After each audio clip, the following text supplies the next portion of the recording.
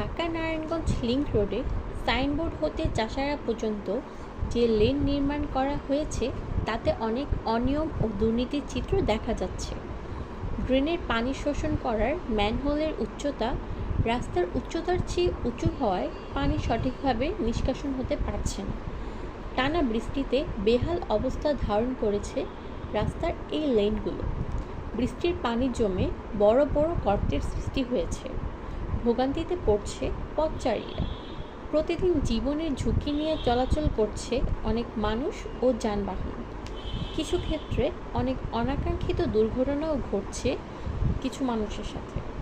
জানা যায়, নারায়ণগঞ্জ সড়ক ও জনপথ অধিদপ্তরের তত্ত্বাবধানে ৩৬৯ কোটি টাকা ব্যয়ে সড়কটি ৪ লেন থেকে ৬ লেনে উন্নত করা হয়।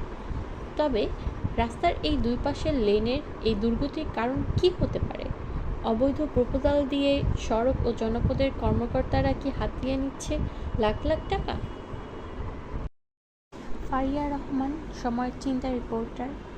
দুর্নীতিমুক্ত বাংলাদেশ করতে তথ্য দিয়ে সহায়তা করুন সময় চিন্তা টিভিকে।